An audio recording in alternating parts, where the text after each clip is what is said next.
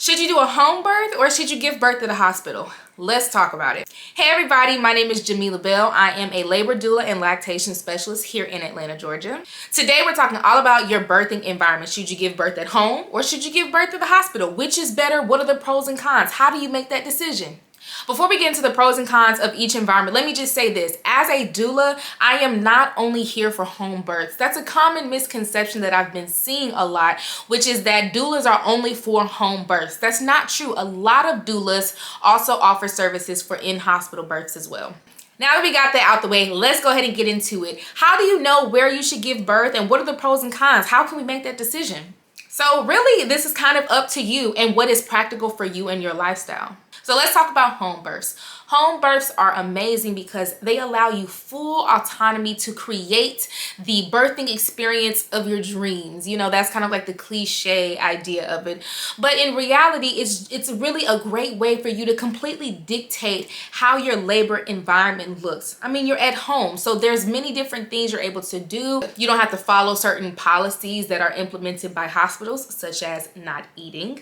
Another policy you would also not have to adhere to is the number of people that you're allotted to have in that space. So if you're someone, you know, you want an entire village around you and you want multiple people, especially considering we're still within a COVID guidelines at hospitals and I haven't seen anything over 2 people allowed, then this might be something to look into as well, because you can figure out whoever you want to have in your home.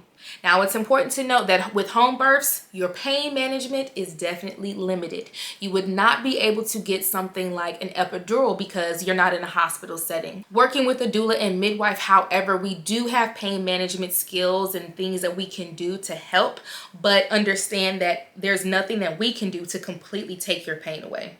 Also, at a home birth, you get complete attention 100% of the time. At hospitals, your nurse is not going to be with you the entire time. They come in and out and check on you periodically. And depending on how long your labor is, you may actually have to change nurses because of their shift changes. So you might be having to meet new people depending on how long you're in labor. So that is something that is a pro for delivering at home. You have complete control over who is there and how long they're there. And you're getting 100% of their attention, and they're not having to kind of bounce around from different patients. You are their sole priority. Another great thing about delivering at home is the ability to document the entire journey. So with giving birth at hospitals, it really is kind of fickle with trying to document that journey. They do allow you to take pictures right after the baby is born and take videos, but some hospitals are a little bit more strict than others because of HIPAA laws, granted.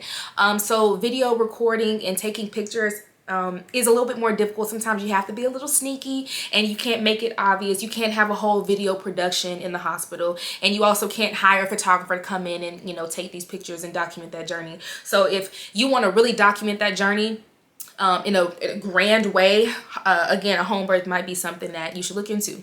Now let's talk about a hospital birth. So the misconception with a hospital birth is that you automatically have to now take on pain management medicine, epidural, or C-section. That's not true. You can still go completely unmedicated in a hospital setting. For a lot of people, a hospital setting is the more financially stable option. Also, some people want to be there at the hospital given there have any medical complications or emergencies, because of course we're in a hospital, so doctors and nurses are readily available. The biggest pro to giving birth in a hospital setting is definitely the pain management capabilities there. So you're offered things like a narcotic drip or an epidural, and there are a few other different interventions that they can do in a hospital setting to help progress labor along as far as induction wise. So again, this is kind of based on what you want from your labor.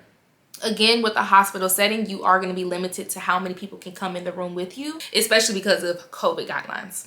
Understand, if you want a home birth, I implore you to hire a midwife. Doulas are amazing. As I am a doula, I would absolutely love to be there at your home birth, but I personally will not assist a live birth without the assistance of a midwife present. And there's very good reason for that. I am not a medical professional. I do not have a medical degree or background. I am trained in a holistic way of healing as well as pain management skills to help you through labor, but I am not a medical professional. That being said, there is a huge liability risk for me to assist you in a live birth without any assistance from a medical professional present. Now, there are some doulas who don't require a midwife present for that birth. I don't have an opinion on that I'm ready to speak on. But you heard what I said.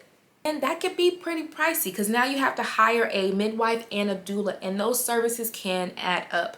But I will tell you this. With midwives, because they're medical professionals, depending on the agency you go through, a lot of them actually accept insurance. And if they do not directly accept insurance, talk to your insurance provider and they may be able to provide you with some level of reimbursement for this medical procedure.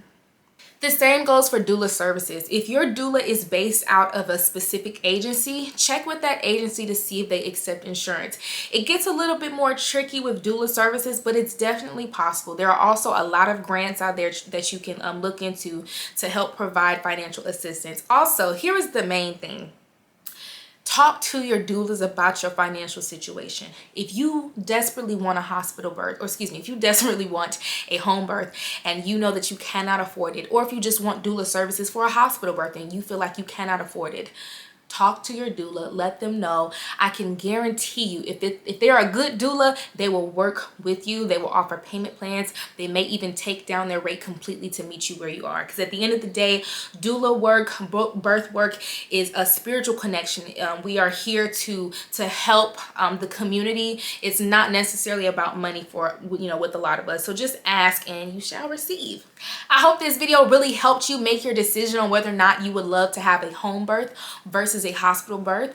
I would love to know what your experience has been. If you've had a home birth, please type in the comments what your experience has been like.